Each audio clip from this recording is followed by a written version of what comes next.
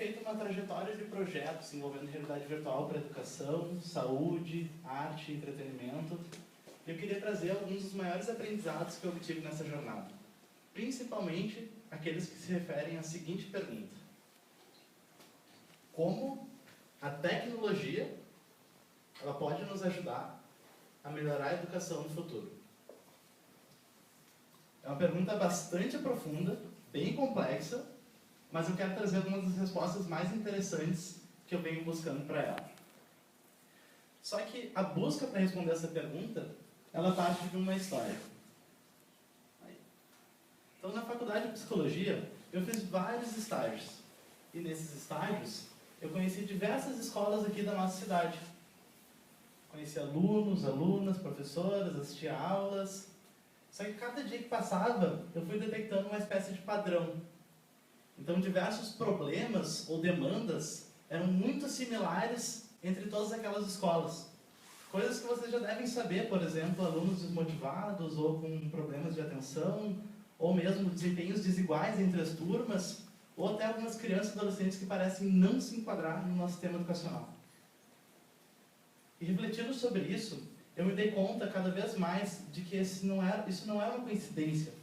Esses problemas não eram isolados daquelas escolas, mas sim eram dificuldades e pontos a melhorar do nosso sistema educacional como um todo, que, sendo padronizado, se reproduzia esses problemas nas diversas escolas.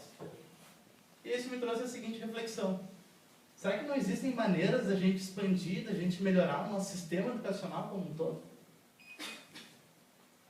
Foi justamente quando eu estava pensando sobre isso, que na minha formação em psicologia, eu aprendi um dos conceitos mais importantes da minha formação. E ao mesmo tempo, assim, um dos mais simples, mas um dos mais impactantes da minha vida. E ele se refere a como a motivação funciona no cérebro humano. Então, a palavra motivação, ela tem como origem o termo no latim movere, que significa movimento, na verdade. Isso porque todo movimento precisa de um ponto de partida e um ponto de chegada. E aí a motivação é justamente aquela força que nos movimenta de um ponto até o outro. Mas agora o mais interessante desse conceito é que para o nosso cérebro humano é extremamente importante que a gente tenha esse ponto de chegada bem definido, com metas alcançáveis, por exemplo. Porque assim a gente sabe para onde a gente quer se locomover, a gente sabe o nosso ponto de chegada e, portanto, a gente consegue se motivar dia após dia se movimentando para esse ponto. Se a gente fosse aplicar esse conceito para o nosso sistema educacional hoje, a gente já conhece as dificuldades e os pontos a melhorar no nosso sistema educacional. Mas eu percebo que a gente raramente para pensar, tá, e como exatamente a gente quer ver a educação daqui a 5, 10, 15 anos? A gente raramente para pensar em como exatamente é o nosso ponto de chegada, que poderia estar nos motivando mais hoje para chegar nele. E foi justamente para tentar ajudar nessa questão que eu participei de um projeto chamado VR Class. Seria uma aula em realidade virtual. E a nossa proposta era justamente para a educação com as ferramentas que a gente tem hoje, de maneira que a gente pudesse experienciar esse nosso ponto de chegada. Só que para começar a projetar esse futuro, eu precisei primeiro dar uma busca no passado, voltar um pouco no tempo. E acontece que, estudando sobre a história da educação, mais e mais eu fui me dando conta de que a educação parece que não avançou tanto com a evolução tecnológica quanto outras áreas da sociedade.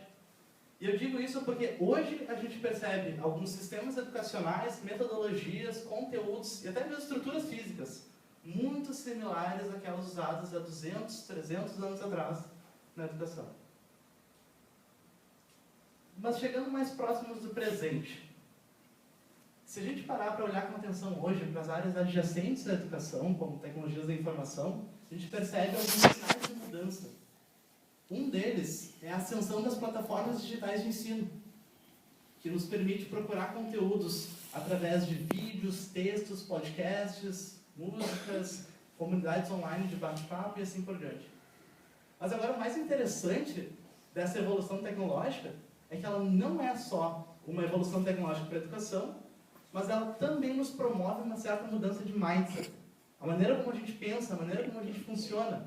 Porque já no presente, a gente não precisa mais ser somente alunos ou alunas passivos de um sistema educacional massivo que nos é imposto, mas cada vez mais a gente pode complementar a nossa formação através de vídeos, textos, áudios, buscando conteúdo que a gente quiser, através das mídias que a gente preferir e seguindo o nosso próprio ritmo de aprendizagem, nos tornando assim aprendizes, donos da nossa própria aprendizagem. Essa é uma mudança de mindset. Mas ainda assim, esse exemplo se refere ao presente da educação. Para poder projetar um futuro possível para a educação, a gente usou uma tecnologia um pouco mais recente. No caso, seria a realidade virtual. Que são aqueles óculos que vocês colocam na sua cabeça e eles tapam toda a sua visão de maneira que vocês pudessem visitar ambientes virtuais. É como se a gente estivesse vendo filmes ou animações em celulares ou numa televisão, só que com óculos de realidade virtual você literalmente entra dentro desse filme, dessa animação.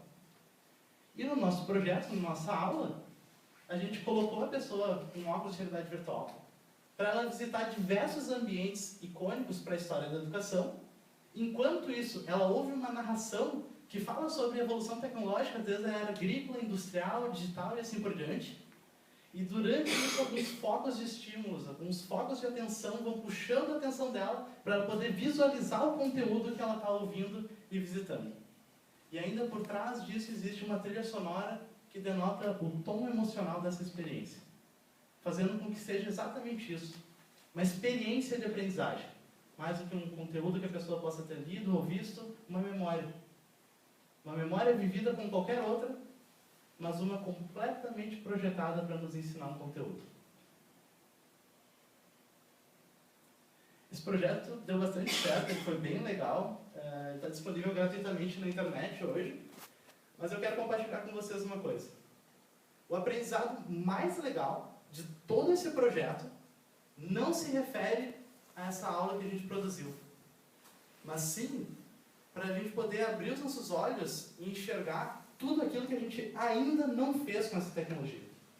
Porque de uns anos para cá, indivíduos, organizações e empresas usaram a realidade virtual para fazer aulas não só sobre a história tecnológica, mas também sobre a língua inglesa, sobre matemática, libras, programação, ou até mesmo aulas que pudessem levar crianças e adolescentes para visitar qualquer lugar do mundo, espaço sideral, florestas amazônicas, pirâmides do Egito e assim por diante.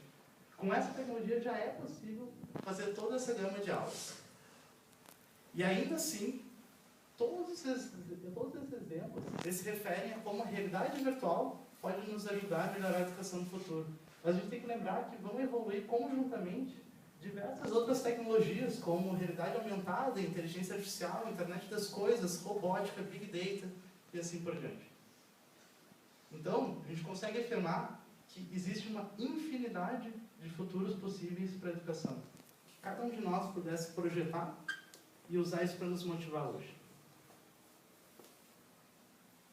Então, geralmente quando eu falo sobre o futuro, sobre novas tecnologias, as pessoas dizem que eu tenho uma visão de futuro bastante otimista. Mas com o passar do tempo eu venho discordando. Eu gosto de acreditar que eu tenho uma visão de futuro projetista. Porque o futuro não precisa ser aquela coisa distante, difusa, que a gente para pensar de vez em quando, mas sim um projeto. Cada um de nós pode tratar o futuro da educação como um projeto, que a gente possa visualizar como a gente quer ver a educação daqui a 5, 10, 15 anos e usar essa projeção futura para nos motivar hoje, como ponto de chegada. E assim a gente possa buscar, inovando, buscando a construção desse futuro dia após dia. Porque assim, e somente assim, ao meu ver, que a gente vai chegar em 2030, por exemplo, e esses futuros poderão se tornar realidades. E o mais interessante é que todo esse movimento frente a essa mudança, ele começa quando a gente se faz uma simples pergunta, que é como a tecnologia pode nos ajudar a melhorar a educação no futuro. Eu só tenho uma pequena parte dessa resposta. Vocês que têm o resto. Muito obrigado.